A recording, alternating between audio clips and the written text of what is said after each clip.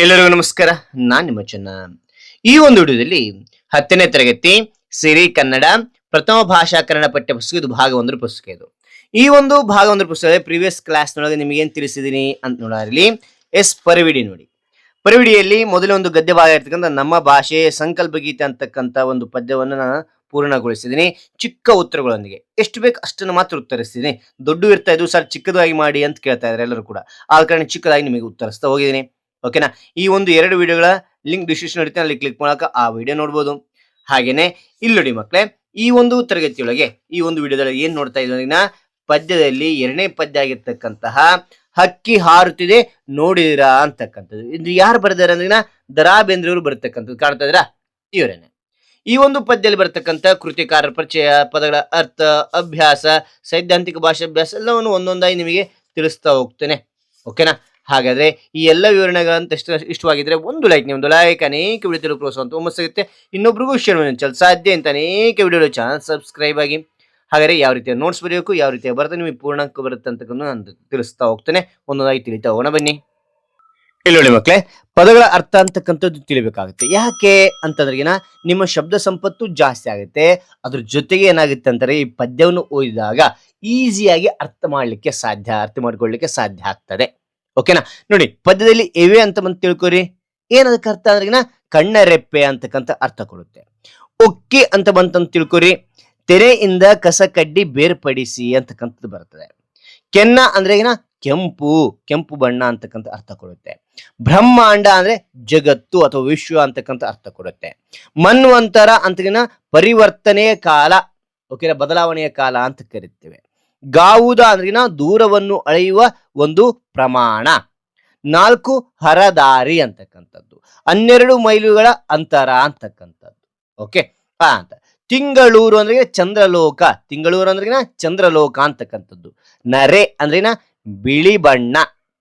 ಬೆಳ್ಳಿ ಅಂದ್ರಿನ ಶುಕ್ರ. ಓಕೆ ಅಂತ. ಮುಕ್ಕಿ ಅಂದ್ರಿನ ಗಬಗಬನೆ ತಿಂದು. ತಿಂಗಳ ಅಂದ್ರೆ ಚಂದ್ರ ಅಂತಕ್ಕಂಥದ್ದು. ಹೊನ್ನ ಅಂದ್ರಿನ ಹಳದಿ ಅಂತಕ್ಕಂಥದ್ದು, ಹಳದಿ ಬಣ್ಣ ಅಂತಕ್ಕಂಥದ್ದು. ಈ ರೀತಿಯಾಗಿ ನೀವು ಓದಿದಾಗ ಏನಾಗುತ್ತೆ ಅಂದ್ರೆ ಈಸಿಯಾಗಿ ಪದ್ಯವನ್ನ ಅರ್ಥ ಮಾಡ್ಕೋತೀರಾ. ಎಸ್.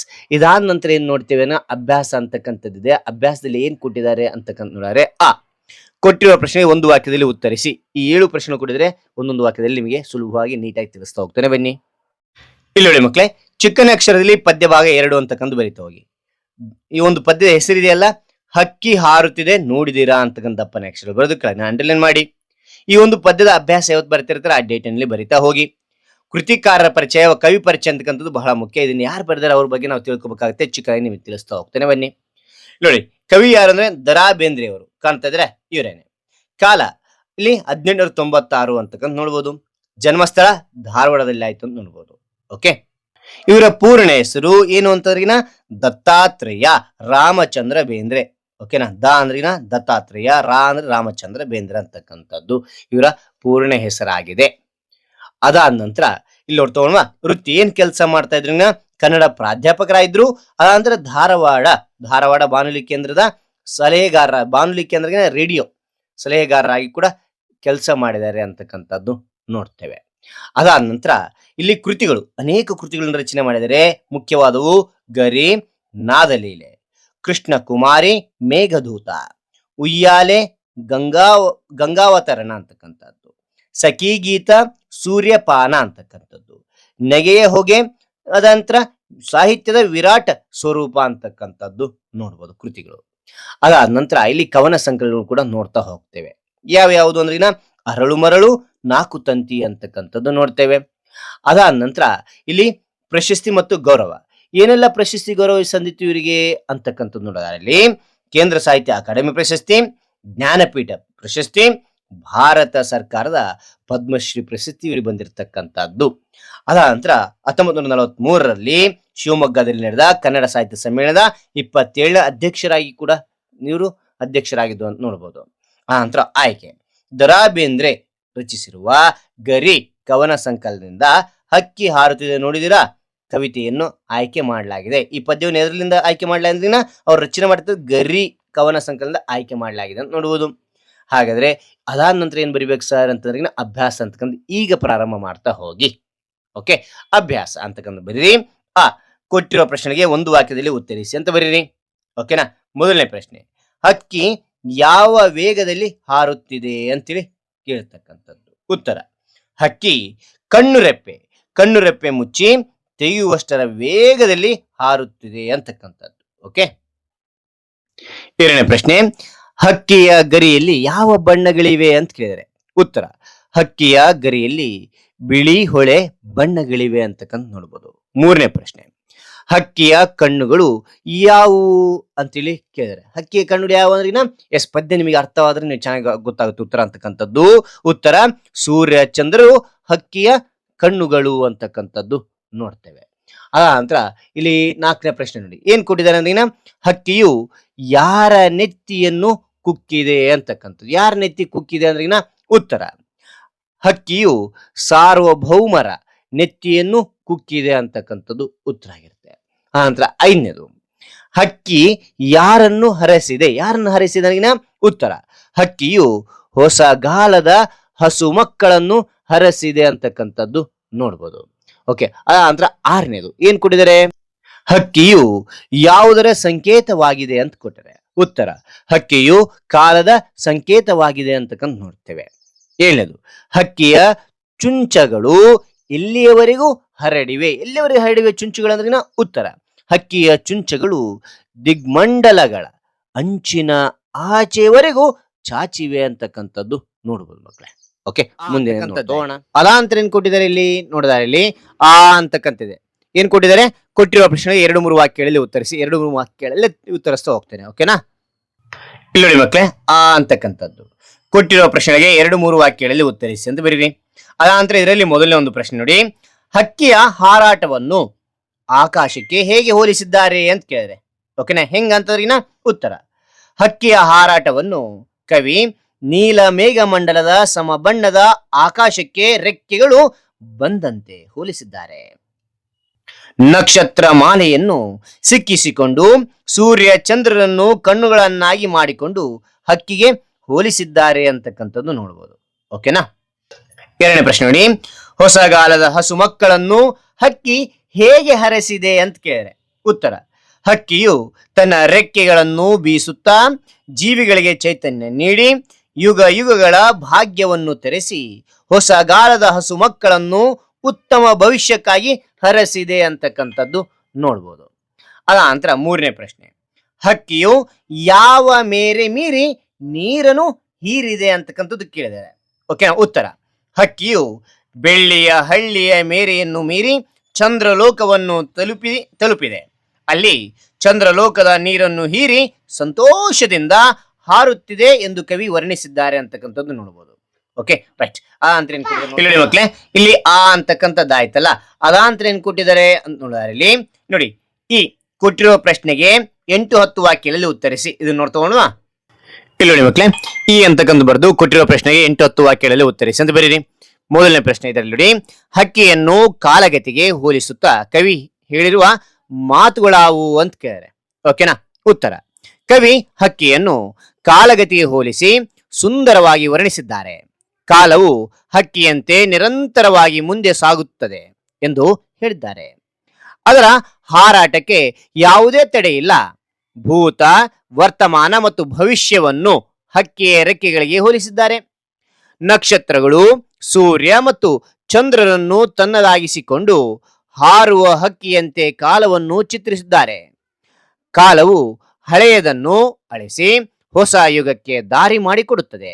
ಹೊಸ ತಲೆಮಾರಿಗೆ ಮುಂದೆ ನೋಡ್ತಾ ಹೋದ್ರೆ ಹೊಸ ತಲೆಮಾರಿಗೆ ಚೈತನ್ಯ ನೀಡಿ ಉತ್ತಮ ಭವಿಷ್ಯವನ್ನು ರೂಪಿಸುತ್ತದೆ.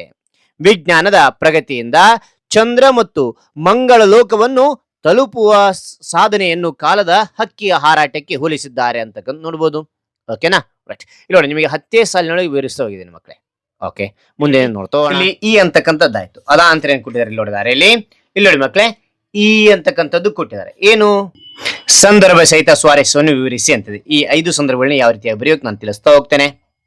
ಇಲ್ಲಿ ನೋಡಿ ಮಕ್ಕಳೇ, ಈ ಅಂತಕ್ಕಂಥ ಬರ್ರಿ ಸಂದರ್ಭ ಸಹಿತ ಸ್ವಾರಸ್ಯವನ್ನು ವಿವರಿಸಿ. ಓಕೆನಾ. ಮೊದಲನೇ ಒಂದು ಸಂದರ್ಭ, ರೆಕ್ಕೆಗಳೆರಡು ಪಕ್ಕದಲ್ಲುಂಟು.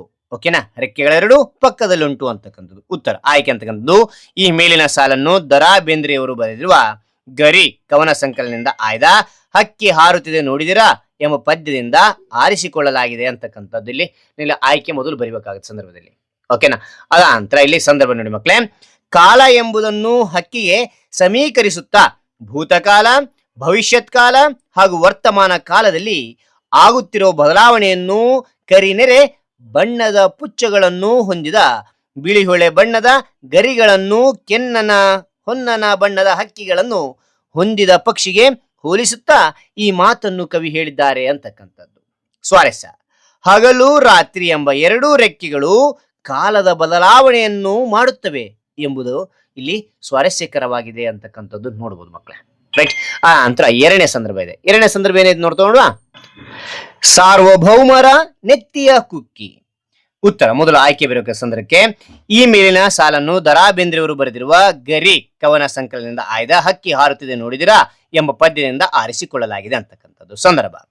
ಕಾಲ ಎಂಬ ಪಕ್ಷಿಯು ರಾಜ್ಯ ಸಾಮ್ರಾಜ್ಯದ ಕೋಟೆಗಳನ್ನು ನಾಶಪಡಿಸುತ್ತಾ ಭೂಮಂಡಲ ಖಂಡವನ್ನು ತೇಲಿಸಿ ಮುಳುಗಿಸಿ ಸಾರ್ವಭೌಮರಾಗಿ ನಮ್ಮನ್ನು ಆಳುತ್ತಿರುವ ಅಹಂಕಾರವನ್ನು ಕಡಿಮೆ ಮಾಡಿದೆ ಎಂದು ಹೇಳುವಾಗ ಕವಿ ಈ ಮೇಲಿನ ಮಾತನ್ನು ಹೇಳಿದ್ದಾರೆ ಅಂತಕ್ಕಂಥದ್ದು ಸ್ವಾರಸ್ಯ.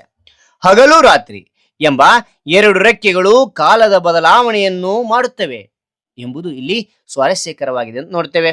ಓಕೆನಾ? ಮೂರನೇ ಸಂದರ್ಭ ನೋಡಿ, ಬಲ್ಲರು ಯಾರ ಹಾಕಿದ ಹೊಂಚ.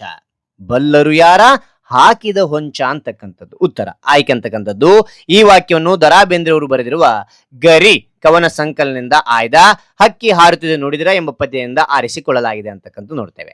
ಸಂದರ್ಭ: ಕಾಲವೆಂಬ ಹಕ್ಕಿಯು ಹಾರುತ್ತಾ ದಿಗ್ಮಂಡಲ ಅಂಚನ್ನು ಮುಟ್ಟಿ ಅದರ ಆಚೆಗೆ ತನ್ನ ಚುಂಚವನ್ನು ಚಾಚಿದೆ. ಬ್ರಹ್ಮಾಂಡದ ರಹಸ್ಯವನ್ನು ಭೇದಿಸುವ ಗುರಿಯನ್ನು ಇಟ್ಟುಕೊಂಡು ಹೊಂಚು ಹಾಕುತ್ತಿದೆ ಎಂದು ಹೇಳುವ ಸಂದರ್ಭದಲ್ಲಿ ಕವಿ ಈ ಮೇಲಿನ ಮಾತನ್ನು ಹೇಳಿದ್ದಾರೆ ಅಂತಕ್ಕಂಥದ್ದು ನೋಡ್ಬೋದು. ಓಕೆ, ಅದಾದ ನಂತರ ಸ್ವಾರಸ್ಯ. ಬ್ರಹ್ಮಾಂಡವನ್ನು ಭೇದಿಸುವುದು ಅಸಾಧ್ಯ ಎಂಬುದು ಇಲ್ಲಿ ಸ್ವಾರಸ್ಯಕರವಾಗಿದೆ ಅಂತ ನೋಡ್ತೇವೆ. ಓಕೆ, ನಾಲ್ಕನೇ ಸಂದರ್ಭ ನೋಡಿ, ಹೊಸಗಾಲದ ಹಸು ಮಕ್ಕಳ ಹರಸಿ ಅಂತಕ್ಕಂಥದ್ದು ಉತ್ತರ ಮೊದಲು ಆಯ್ಕೆ ಬರಬೇಕಾಗುತ್ತೆ. ಈ ವಾಕ್ಯವನ್ನು ದ.ರಾ ಬೇಂದ್ರೆಯವರು ಬರೆದಿರುವ ಗರಿ ಕವನ ಸಂಕಲನದಿಂದ ಆಯ್ದ ಹಕ್ಕಿ ಹಾರುತ್ತಿದೆ ನೋಡಿದಿರಾ ಎಂಬ ಪದ್ಯದಿಂದ ಆರಿಸಿಕೊಳ್ಳಲಾಗಿದೆ ಅಂತ ನೋಡ್ತೇವೆ. ಸಂದರ್ಭ: ಯುಗ ಯುಗಗಳ ಆಗು ಹೋಗುಗಳನ್ನು ತಿದ್ದಿಕೊಂಡು ಪ್ರಗತಿಯ ಕಡೆಗೆ ಸಾಗಲು ಕಾಲ ಎಂಬ ಪಕ್ಷಿಯು ತಯಾರಾಗಿದೆ. ಕಾಲ ಎಂಬ ಪಕ್ಷಿಯು ರೆಕ್ಕೆಗಳನ್ನು ಬೀಸುತ್ತಾ ಚೇತನಗೊಳಿಸಿ ಹೊಸ ಕಾಲದ ಹಸು ಮಕ್ಕಳ ಉಜ್ವಲ ಭವಿಷ್ಯಕ್ಕೆ ಉತ್ತಮ ಮಾರ್ಗದಲ್ಲಿ ಸಾಗಲು ಪ್ರಯತ್ನಿಸುತ್ತಿದೆ ಎಂದು ಹೇಳುವಾಗ ಕವಿ ಈ ಮೇಲಿನ ಮಾತನ್ನು ಹೇಳಿದ್ದಾರೆ ಅಂತಕ್ಕಂಥ ನೋಡುತ್ತೇವೆ. ಅದ ನಂತರ ಸ್ವಾರಸ್ಯ. ಕಾಲ ಎಂಬ ಪಕ್ಷಿಯು ತಮ್ಮ ತಪ್ಪುಗಳನ್ನು ತಿದ್ದಿಕೊಂಡು ಉತ್ತಮ ಮಾರ್ಗದಲ್ಲಿ ಚಲಿಸುತ್ತಿರುವುದು ಇಲ್ಲಿ ಸ್ವಾರಸ್ಯಕರವಾಗಿದೆ ಅಂತ ನೋಡ್ತೇವೆ. ಓಕೆನಾ? ಮುಂದೆ ನೋಡ್ತೋಣ. ಐದನೇ ಸಂದರ್ಭ ನೋಡಿ, ಮಂಗಳ ಲೋಕದ ಅಂಗಳಕ್ಕೇರಿ. ಮಂಗಳ ಲೋಕದ ಅಂಗಳಕ್ಕೇರಿ ಅಂತಕ್ಕಂಥದ್ದು ಉತ್ತರ ಮೊದಲು ಆಯ್ಕೆ ಬರಬೇಕಾಗುತ್ತೆ. ಈ ವಾಕ್ಯವನ್ನು ದ.ರಾ ಬೇಂದ್ರೆಯವರು ಬರೆದಿರುವ ಗರಿ ಕವನ ಸಂಕಲನದಿಂದ ಆಯ್ದ ಹಕ್ಕಿ ಹಾರುತ್ತಿದೆ ನೋಡಿದಿರಾ ಎಂಬ ಪದ್ಯದಿಂದ ಆರಿಸಿಕೊಳ್ಳಲಾಗಿದೆ ಅಂತ ನೋಡ್ತೇವೆ. ಸಂದರ್ಭ: ಶುಕ್ರ ಗ್ರಹವೆಂಬ ಹಳ್ಳಿಯ ಮೇರೆಯನ್ನು ಮೀರುವಂತೆ, ಚಂದ್ರ ಗ್ರಹದಲ್ಲಿ ನೀರಿನ ಮೂಲವನ್ನು ಹುಡುಕುವಂತೆ, ಮಂಗಳ ಲೋಕದ ತನಕ ಆವಿಷ್ಕಾರವನ್ನು ಮುಂದುವರಿಸಲು ವಿಜ್ಞಾನ ಕ್ಷೇತ್ರದಲ್ಲಿ ವೇಗವಾಗಿ ಕಾಲ ಪಕ್ಷಿಯು ಸಾಗುತ್ತಿದೆ ಎಂದು ಹೇಳುವಾಗ ಈ ಮೇಲಿನ ಮಾತನ್ನು ಕವಿ ಹೇಳಿದ್ದಾರೆ ಅಂತ ನೋಡ್ತೇವೆ. ಸ್ವಾರಸ್ಯ ನೋಡಿ, ಕಾಲ ಎಂಬ ಪಕ್ಷಿಯು ವೇಗವಾಗಿ ಚಲಿಸಿ ವಿಜ್ಞಾನ ಕ್ಷೇತ್ರದಲ್ಲಿ ವೈಜ್ಞಾನಿಕವಾಗಿ ಅನ್ವೇಷಣೆ ಮಾಡುತ್ತಿದೆ ಎಂಬುದನ್ನು ತಿಳಿಸುವುದು ಇಲ್ಲಿ ಸ್ವಾರಸ್ಯಕರವಾಗಿದೆ ಅಂತ ನೋಡ್ತೇವೆ. ಓಕೆನಾ? ರೈಟ್. ಮುಂದೆ ನೋಡ್ತಾ ಹೋಗೋಣ ಮಕ್ಕಳೇ. ಇಲ್ಲಿ ನೋಡಿ ಮಕ್ಕಳೇ, ಸಂದರ್ಭ ಸಹಿತ ಸ್ವಾರಸ್ಯ ಅಂತಕ್ಕಂಥದ್ದಾಯ್ತು. ಅದಾದ ನಂತರ ಏನ್ ಕೊಟ್ಟಿದ್ದಾರೆ ಅಂತ ನೋಡಿದ್ರೆ ಇಲ್ಲಿ ಹೊಂದಿಸಿ ಬರೆಯಿರಿ ಅಂತ ಕೊಟ್ಟಿದ್ದಾರೆ. ಓಕೆನಾ? ಇಲ್ಲಿ ಮೊದಲನೇದು ಹಕ್ಕಿ ಅಂತಿದೆ. ಹಕ್ಕಿ ಅಂದ್ರೆ ಏನು ಅಂದ್ರಿಗಿನ ಇನ್ನೊಂದು ಅರ್ಥ ಪಕ್ಷಿ ಅಂತಕ್ಕಂಥದ್ದಾಗುತ್ತೆ. ಓಕೆ, ಅದ ನಂತರ ನಾಲ್ಕು ತಂತಿ. ನಾಲ್ಕು ತಂತಿ ಇದನ್ನ ದ.ರಾ ಬೇಂದ್ರೆ ಬರೆದ, ಅದರಿಂದ ಏನ್ ಬಂದಿದೆ ಅವ್ರಿಗಿನ ಜ್ಞಾನಪೀಠ ಪ್ರಶಸ್ತಿ ಅವರಿಗೆ ಬಂದಿರತಕ್ಕಂಥದ್ದು. ನೀಲಮೇಘ ಮಂಡಲ ಅಂದ್ರಿಗಿನ ಇದು ಸಮಬಣ್ಣ ಅಂತಕ್ಕಂಥ ಅರ್ಥ ಕೊಡುತ್ತೆ. ಓಕೆ, ರಾಜ್ಯದ ಸಾಮ್ರಾಜ್ಯದ ಅಂತಂದ್ರಿಗಿನ ಇಲ್ಲಿ ನೋಡಿಲಿ ತೆನೆ ಒಕ್ಕಿ ಅಂತಕ್ಕಂಥದ್ದು. ತೇಲಿಸಿ ಮುಳುಗಿಸಿ ಅಂದ್ರಿಗಿನ ಇದು ಖಂಡಗಳ ಅಂತಕ್ಕಂಥ ಅರ್ಥ ಕೊಡುತ್ತೆ. ಓಕೆ, ಅದ ನಂತರ ಮಂಗಳ ಅಂದ್ರೆ ಏನು ಅಂದ್ರೇನ ಅಂಗಳಕೇರಿ ಅಂತಕ್ಕಂಥದ್ದು. ಓಕೆನಾ ಮಕ್ಳೇ? ರೈಟ್. ಮುಂದೆ ನೋಡ್ತಾ ಹೋದ ಮಕ್ಳೇ, ಹೊಂದಿಸಿ ಬರೆಯಿರಿ ಅಂತಕ್ಕಂಥದ್ದಾಯ್ತು. ಅದ ನಂತರ ಕೊಟ್ಟಿದ್ದಾರೆ, ಇಲ್ಲಿ ಕೊಟ್ಟಿದ್ದಾರೆ ಹೂ ಕೊಟ್ಟಿದ್ದಾರೆ. ಪ್ರಸ್ತುತ ಪದ್ಯ ಭಾಗದಲ್ಲಿ ಬರುವ ದುರುಕ್ತಿ ಜೋಡಿ ನುಡಿಗಳನ್ನು ಪಟ್ಟಿ ಮಾಡಿ ಅಂತ ಹೇಳಿದ್ರು. ನೋಡ್ತಾವಲ್ವಾ ಯಾವ್ಯಾವು ಅಂದ್ರಿನ ದಿನ ದಿನ ಅಂತಕ್ಕಂಥದ್ದು, ಗಾವುದ ಗಾವುದ ಅಂತಕ್ಕಂಥದ್ದು, ಯುಗ ಯುಗ ಅಂತಕ್ಕಂಥದ್ದು, ಇರುಳು ಇರುಳಿ ಅಂತಕ್ಕಂಥದ್ದು, ಖಂಡ ಖಂಡ ಅಂತಕ್ಕಂಥದ್ದು, ಬಣ್ಣ ಬಣ್ಣ ಅಂತಕ್ಕಂಥದ್ದು, ಗರಿ ಗರಿ ಅಂತಕ್ಕಂಥದ್ದು. ಓಕೆ, ಅದ ಅಂತ ಇಲ್ಲಿ ಭಾಷೆ ಸೊಬಗು ನೋಡಿ ಮಕ್ಕಳೇ. ಇಲ್ಲಿ ಏನ್ ಕೊಟ್ಟಿದ್ದಾರೆ ಅಂತಕ್ಕಂಥ ನೋಡಿದ್ರೆ ಇಲ್ಲಿ ನೋಡಿ ಎಸ್ ಕಾಣ್ತಿದ್ಯಾ. ಇಲ್ಲಿ ಮೊದಲನೇದು ಕನಿಷ್ಠ, ಇದು ತಪ್ಪು ರೂಪ. ಕನಿಷ್ಠ ಅಂತಕ್ಕಂಥದ್ದು ಸರಿಯಾದ ರೂಪ. ಶ್ರೇಷ್ಠ ಅಂತಕ್ಕಂಥದ್ದು ಇದು ತಪ್ಪು ರೂಪ. ಶ್ರೇಷ್ಠ ಅಂತಕ್ಕಂಥದ್ದು ಇದು ಸರಿಯಾದ ರೂಪ. ಓಕೆನಾ. ಅದಾದ ನಂತರ ಉಚ್ಛ್ರಾಯ, ಇದು ತಪ್ಪು ಇದು. ಓಕೆನಾ. ಉಚ್ಛ್ರಾಯ ಅಂತಕ್ಕಂಥದ್ದು ಇದು ಸರಿಯಾದ ರೂಪ. ಓಕೆನಾ, ರೈಟ್. ಇಲ್ಲಿ ನೋಡಿ ಈ ಬಗೆಯ ಇನ್ನಷ್ಟು ಶಬ್ದಗಳನ್ನು ಪಟ್ಟಿ ಮಾಡಿ ಅಂತ ಹೇಳಿದ್ರೆ. ಓಕೆ, ಇಲ್ಲಿ ನೋಡಿ ಮಕ್ಕಳೇ, ಗರಿಷ್ಠ ಅಂತಕ್ಕಂಥದ್ದು ತಪ್ಪು. ಗರಿಷ್ಠ ಅಂತಕ್ಕಂಥದ್ದು ಕರೆಕ್ಟ್ ಆಗಿರುತ್ತೆ. ಶ್ರೇಷ್ಠ ಅಂತಕ್ಕಂಥದ್ದಲ್ಲ, ತಪ್ಪಿದು. ಶ್ರೇಷ್ಠ ಅಂತಕ್ಕಂಥದ್ದು ತಪ್ಪು ಸರಿಯಾಗಿರುತ್ತೆ. ಪ್ರತಿಷ್ಠೆ ಅಂತಕ್ಕಂಥದ್ದು ತಪ್ಪು. ಪ್ರತಿಷ್ಠೆ ಅಂತಕ್ಕಂಥದ್ದು ಸರಿಯಾಗಿರುತ್ತೆ. ಪ್ರತಿಷ್ಠಿತ ಇದು ತಪ್ಪಾಗಿರುತ್ತೆ. ಪ್ರತಿಷ್ಠಿತ ಅಂತಕ್ಕಂಥದ್ದು ಸರಿಯಾಗಿರುತ್ತೆ. ಅಭಿವೃದ್ಧಿ ಅಲ್ಲ, ಅಭಿವೃದ್ಧಿ ಅಂತಕ್ಕಂಥದ್ದು ಸರಿಯಾಗಿರುತ್ತೆ. ಓಕೆನಾ. ನಾನು ಇಲ್ಲಿ 5 ಉದಾಹರಣೆ ಕೊಟ್ಟಿದ್ದೀನಿ. ನಿಮಗೆ ಹೆಚ್ಚಿನ ಉದಾಹರಣೆಗಳು ಬೇಕಾ ಕಾನ್ಸ್ಟ್ಲಿ ಕಾಮೆಂಟ್ ಮಾಡಿ. ನಿಮಗೆ ಗೊತ್ತಿದ್ರೆ ನೀವು ಕಾಮೆಂಟ್ ಮಾಡಿ, ಇನ್ನೊಬ್ರು ನೋಡಿ ತಿಳ್ಕೊಳ್ತಾರೆ ಅಂತ ಹೇಳ್ತಾ ಮುಂದಿನ ಒಂದು ವಿವರಣೆ ನೋಡ್ತೋಣ. ಇಲ್ಲಿ ನೋಡಿ ಮಕ್ಕಳೇ, ಸೈದ್ಧಾಂತಿಕ ಭಾಷಾಭ್ಯಾಸ ಅಂತಿದೆ. ಇದು ನಿಮ್ಮ ತರಗತಿಯೊಳಗೆ ನಿಮ್ಮ ಶಿಕ್ಷಕರು ತಿಳಿಸ್ತಾ ಹೋಗ್ತಾರೆ. ಇಲ್ಲ ಅಂದ್ರೆ ಕಾನ್ಸ್ಟ್ಲಿ ಕಾಮೆಂಟ್ ಮಾಡಿ. ಸೈದ್ಧಾಂತಿಕ ಭಾಷಾಭ್ಯಾಸ ಬಗ್ಗೆ ನಾನು ತಿಳಿಸ್ತಾ ಹೋಗ್ತೇನೆ. ಹಾಗಾದ್ರೆ ಈಗ ಏನ್ ಕೊಟ್ಟಿದ್ದಾರೆ ಅಂದ್ರೆ ಇಲ್ಲಿ ವಿಶೇಷವಾಗಿ ಮುಂದೆ ನೋಡೋದಾರಲ್ಲಿ ಎಸ್ ಇಲ್ಲಿ ನೋಡಿ ಮಕ್ಕಳೇ, ಭಾಷಾ ಚಟುವಟಿಕೆ ಅಂತ ಕೊಟ್ಟಿದ್ದಾರೆ. ಏನ್ ನೋಡೋಣ. ಕೊಟ್ಟಿರುವ ಪ್ರಶ್ನೆಗಳಿಗೆ ಉತ್ತರಿಸಿ ಅಂತ ಹೇಳಿದರೆ ಇಲ್ಲಿ ಮೊದಲನೇದು ಕೊಟ್ಟಿರುವ ಪದಗಳಿಗೆ ಸಮಾನಾರ್ಥಕ ಪದ ಬರೆಯಿರಿ ಅಂತಿದೆ. ಓಕೆ, ಇದಾದ ನಂತರ ಎರಡನೇದು ಕೊಟ್ಟಿದ್ದಾರೆ ಕೊಟ್ಟಿರುವ ಪದಗಳಿಗೆ ತತ್ಸಮ ತದ್ಭವ ಬರೆಯಿರಿ ಅಂತ ಕೊಟ್ಟಿದ್ದಾರೆ. ಅದಾದ ನಂತರ ಮೂರನೇದು ಕೊಟ್ಟಿರುವ ಪದಗಳನ್ನು ಬಿಡಿಸಿ ಸಂಧಿ ಹೆಸರಿಸಿ ಅಂತಿದೆ. ಇದು ನೋಡ್ತಾ ಹೋಗೋಣ. ಓಕೆನಾ, ರೈಟ್. ನಾಲ್ಕನೇದು ಈ ಪದ್ಯದಲ್ಲಿ ಬರುವ ದುರುಕ್ತಿ ಪದಗಳನ್ನು ಪಟ್ಟಿ ಮಾಡಿ ಅಂತ ಇದು ನೋಡ್ತಾ ಹೋಗೋಣ. ಓಕೆ, ನೋಟ್ಸ್ ನಲ್ಲಿ ತೋರಿಸ್ತಾ ಹೋಗ್ತೇನೆ ಬನ್ನಿ. ಇಲ್ಲಿ ನೋಡಿ ಮಕ್ಕಳೇ, ಭಾಷಾ ಚಟುವಟಿಕೆ ಅಂತ ಬರೀರಿ. ಕೊಟ್ಟಿರುವ ಪ್ರಶ್ನೆಗೆ ಉತ್ತರಿಸಿ ಅಂತ ಬರೀರಿ. ಮೊದಲನೇದು ಏನ್ ಕೊಟ್ಟಿದ್ದಾರೆ ಅಂದ್ರೆ ಕೊಟ್ಟಿರುವ ಪದಗಳಿಗೆ ಸಮಾನಾರ್ಥಕ ಪದ ಬರೀರಿ ಅಂತ ಬರೀರಿ. ಸೂರ್ಯ ಸಮಾನಾರ್ಥಕ ಪದ ಏನು? ರವಿ, ನೇಸರ, ಭಾಸ್ಕರ, ಭಾನು, ಇವೆಲ್ಲ ಸಮಾನಾರ್ಥಕ ಪದಗಳಾಗಿರ್ತವೆ. ಅದಾನಂತರ ನೆಕ್ಸ್ಟ್ ಏನ್ ಕೊಟ್ಟಿದ್ದಾರೆ ನೋಡ್ತಾ ಎಸ್ ಇಲ್ಲಿ ನೋಡಿ, ಮೇಘ ಅಂತ ಕೊಟ್ಟಿದ್ದಾರೆ. ಮೋಡ, ಗುಂಪು ಅಂತಕ್ಕಂಥ ಅರ್ಥ ಕೊಡುತ್ತೆ. ಗಡ ಅಂತಂದ್ರಿನ ಸಣ್ಣ ಕೋಟೆ, ದುರ್ಗ ಅಂತಕ್ಕಂಥದ್ದು. ಹರಸು, ಇದೇನಿದು ಹರಸು ಅಂತಕ್ಕಂಥದ್ದು ಆಶೀರ್ವಾದ ಮಾಡು, ಹಾರೈಸು, ಕೊಂಡಾಡು ಅಂತಕ್ಕಂಥ ಅರ್ಥ ಕೊಡುತ್ತೆ. ಓಕೆ, ಅದಾನಂತರ ಒಕ್ಕಿ ಅಂದ್ರಿನ ತೆನೆಯಿಂದ ಕಸಕಡ್ಡಿ ಬೇರ್ಪಡಿಸು ಅಂತಕ್ಕಂಥ ಅರ್ಥ ಕೊಡುತ್ತೆ. ನಂತರ ಕೆನ್ನ, ಓಕೆ, ಕೆನ್ನ ಅಂದ್ರಿನ ಕೆಂಪು ಬಣ್ಣ, ಕಷ್ಟ ಅಂತಕ್ಕಂಥ ಅರ್ಥ ಕೊಡುತ್ತೆ. ಓಕೆನಾ, ಮುಂದೆ ನೋಡ್ತಾ ಹೋಗೋಣ. ಎರಡನೇದು ಕೊಟ್ಟಿರುವ ಪದಗಳಿಗೆ ತತ್ಸಮ ತದ್ಭವ ಬರೆಯಿರಿ. ಬಣ್ಣ ಅಂದ್ರಿನ ವರ್ಣ ಅಂತಕ್ಕಂಥದ್ದು. ಬ್ರಹ್ಮ ಅಂದ್ರೆ ಬೊಮ್ಮ ಅಂತಕ್ಕಂಥದ್ದು. ಚಂದ್ರ ಅಂದ್ರೆ ಚಂದಿರ. ಯುಗ ಅಂದ್ರೆ ಜುಗ. ಅದಂತರ ಅಂಗಳ ಅಂದ್ರೆ ಅಂಕಣ ಅಂತಕ್ಕಂಥದ್ದು ನೋಡ್ಬೋದು. ತತ್ಸಮ ತದ್ಭವ ನೋಡ್ಬೋದು. ಅದಂತರ ಇಲ್ಲಿ ಮೂರನೇದು ಕೊಟ್ಟಿದ್ದಾರೆ. ಏನ್ ಕೊಟ್ಟಿದ್ದಾರೆ ಅಂತ ನೋಡಿದ್ರೆ ಇಲ್ಲಿ ಕೊಟ್ಟಿರುವ ಪದಗಳನ್ನು ಬಿಡಿಸಿ ಸಂಧಿ ಹೆಸರಿಸಿ ಅಂತಿದೆ. ಓಕೆನಾ, ಇಲ್ಲಿ ಕೊಟ್ಟಿದ್ದಾರೆ. ಏನ್ ಕೊಟ್ಟಿದ್ದಾರೆ ಅಂದ್ರೆಗಿನ ಇರುಳಲಿದು. ಓಕೆ, ಇರುಳಲಿದು ಅಂದ್ರೆಗಿನ ಇರುಳು ಪ್ಲಸ್ ಅಲಿದು, ಇದು ಲೋಪ ಸಂಧಿ ಆಗಿರುತ್ತೆ. ನಂತರ ತೆರೆದಿಕ್ಕುವ, ತೆರೆದು ಪ್ಲಸ್ ಇಕ್ಕುವ, ಇದು ಲೋಪ ಸಂಧಿ ಆಗುತ್ತೆ. ಹೊಸಗಾಲ, ಹೊಸ ಪ್ಲಸ್ ಕಾಲ, ಇದು ಆದೇಶ ಸಂಧಿ ಆಗಿದೆ. ಮನ್ವಂತರ, ಮನ್ವಂತರ ಅಂದ್ರಿನ ಮನು ಪ್ಲಸ್ ಅಂತರ, ಇದು ಎಣ್ ಸಂಧಿ ಆಗಿರುತ್ತೆ. ತಿಂಗಳಿನೂರು, ತಿಂಗಳಿನ ಪ್ಲಸ್ ಊರು, ಇದು ಲೋಪ ಸಂಧಿ ಆಗಿರುತ್ತೆ. ನಂತರ ನಾಲ್ಕನೇದು ಕೊಟ್ಟಿದ್ದಾರೆ. ಏನ್ ಕೊಟ್ಟಿದ್ದಾರೆ ಅಂತ ನೋಡಿದಾರೆ ಇಲ್ಲಿ ಮಕ್ಕಳೇ, ಎಸ್ ಈ ಪದ್ಯದಲ್ಲಿ ಬರುವ ದುರುಕ್ತಿ ಪದಗಳನ್ನು ಪಟ್ಟಿ ಮಾಡಿ. ದುರುಕ್ತಿ ಪದ ಅಂದ್ರಿನ ಅದೇ ಶಬ್ದ ಮತ್ತೆ ಮತ್ತೆ ಬರ್ತಕ್ಕಂಥದ್ದು. ಓಕೆ, ಪದ್ಯದಲ್ಲಿ ಒಂದೆರಡು ತೋರಿಸ್ತೇನೆ ನೋಡಿ. ಇಲ್ಲಿ ನೋಡಿ ಮಕ್ಕಳೇ, ಮೊದಲನೇ ಒಂದು ಸಾಲಿನೊಳಗೆ ಇಲ್ಲಿ ದಿನ ದಿನ ಅಂತಕ್ಕಂಥ ಮತ್ತೆ ಅದೇ ಪದ ಬಳಸಿರ್ತಕ್ಕಂಥದ್ದು. ಇಲ್ಲಿ ನೋಡಿ ಮಕ್ಕಳೇ, ಗಾವುದ ಗಾವುದ ಅಂತಕ್ಕಂಥ ಮತ್ತೆ ಮತ್ತೆ ಬಳಸಿರ್ತಕ್ಕಂಥದ್ದು ದುರುಕ್ತಿ ಆಗಿರುತ್ತೆ. ಅಷ್ಟು ಚೆನ್ನಾಗಿ ನೆನ್ಪಿಟ್ಕೊಳ್ಳಿ. ಈ ಮತ್ತೆ ಅಂತರ ಬಣ್ಣ ಬಣ್ಣ, ಗರಿ ಗರಿ, ಓಕೆನಾ, ಇವೆಲ್ಲ ಏನಾಗಿರುತ್ತೆ ಮಕ್ಕಳೇ, ಮತ್ತೆ ಮತ್ತೆ ಅದನ್ನೇ ಪದ ಬಳಸಿ ದುರುಕ್ತಿ ಅಂತ ಕರಿತೇವೆ. ಓಕೆ, ಇಲ್ಲಿ ಪಟ್ಟಿ ಮಾಡಿದೆ ನೋಡಿ. ದಿನ ದಿನ ಅಂತಕ್ಕಂಥದ್ದು, ಗಾವುದ ಗಾವುದ ಅಂತಕ್ಕಂಥದ್ದು, ಯುಗ ಯುಗ ಅಂತಕ್ಕಂಥದ್ದು, ಇರುಳಿರುಳಿ ಅಂತಕ್ಕಂಥದ್ದು, ಖಂಡ ಖಂಡ ಅಂತಕ್ಕಂಥದ್ದು, ಬಣ್ಣ ಬಣ್ಣ ಅಂತಕ್ಕಂಥದ್ದು, ಗರಿ ಗರಿ ಅಂತಕ್ಕಂಥದ್ದು. ಓಕೆ, ಇಲ್ಲಿ ನೋಡಿ ಮಕ್ಕಳೇ, ಅಂತಕ್ಕಂಥ ಕೊಟ್ಟಿದ್ದಾರೆ. ಕೊಟ್ಟಿರುವ ಅವ್ಯಯ ಪದಗಳು ಯಾವ ಯಾವ ಅವ್ಯಯಕ್ಕೆ ಸೇರಿವೆ ಎಂಬುದನ್ನು ಗುರುತಿಸಿ ಅಂತ ಹೇಳಿದ್ರೆ ಇದು ನೋಡ್ತೋಣವಾ. ಇಲ್ಲಿ ನೋಡಿ ಮಕ್ಕಳೇ, ಅಂತಕ್ಕಂಥದ್ದು ಕೊಟ್ಟಿದ್ದಾರೆ. ಕೊಟ್ಟಿರುವ ಅವ್ಯಯ ಪದಗಳು ಯಾವ ಯಾವ ಅವ್ಯಯಕ್ಕೆ ಸೇರಿವೆ ಎಂಬುದನ್ನು ಗುರುತಿಸಿ ಅಂತ ನೋಡ್ತೋಣವಾ. ಇಲ್ಲಿ ನೋಡಿ ಮಕ್ಕಳೇ, ಅಂತಕ್ಕಂತಿದ್ದಾರೆ. ಇದೇ ರೀತಿ ಸೇಮ್ ಅದೇ ರೀತಿಯ ಬರೀತೇವೆ. ಕೊಟ್ಟಿರುವ ಅವ್ಯಯ ಪದಗಳು ಯಾವ ಯಾವ ಅವ್ಯಯಕ್ಕೆ ಸೇರಿವೆ ಎಂಬುದನ್ನು ಗುರುತಿಸಿ ಅಂತ ಬರೀರಿ. ಸಾಮಾನ್ಯ ಅವ್ಯಯ ಸಾಮಾನ್ಯ ಅವ್ಯಯ ಅಂದ್ರೆ ವಾಕ್ಯಕ್ಕೆ ಸಾಮಾನ್ಯ ಅರ್ಥ ನೀಡುವ ಅವ್ಯಯ ಆಗಿರುತ್ತೆ. ಬೇಗನೆ, ಮೆಲ್ಲನೆ ಅಂತಕ್ಕಂಥದ್ದು. ಇದಲ್ಲದೆ ನಾಳೆ, ಇಲ್ಲಿ, ಅಲ್ಲಿ, ಇಂದು ಅಂತಕ್ಕಂಥದ್ದು ಇಲ್ಲಿ ಬರುತ್ತೆ ಸಾಮಾನ್ಯ. ಕ್ರಿಯಾರ್ಥಕ ವ್ಯಯ ಅಂತಂದ್ರೆ ಇಲ್ಲಿ ಕ್ರಿಯೆ ರೀತಿಯನ್ನು ತಿಳಿಸುವ ಅವ್ಯಯ. ಓಕೆ, ಇಲ್ಲಿ ಕ್ರಿಯೆ ತಿಳಿಸುತ್ತೆ. ಸಾಕು, ಹೌದು, ಬೇಗ, ನಿಧಾನವಾಗಿ, ಚೆನ್ನಾಗಿ, ಇವೆಲ್ಲ ಕ್ರಿಯೆ ತಿಳಿಸ್ತಕ್ಕಂಥದ್ದು. ಅನುಕರಣ ವ್ಯಯ ಅಂತಂದ್ರೆ ಏನು ಅಂದ್ರೆ ಇಲ್ಲಿ ಏನಾಗ್ತದೆ ಅಂದ್ರೆ ಇಲ್ಲಿ ಶಬ್ದ ಅಥವಾ ಚಲನೆಯನ್ನು ಅನುಸರಿಸುವ ಪದ ಅಂತಕ್ಕಂಥದ್ದು. ದಗದಗ, ರೊಯ್ಯನೆ, ಇವೆಲ್ಲ ಏನಾಗುತ್ತೆ ಅನುಕರಣ ವ್ಯಯ ಆಗಿರುತ್ತೆ.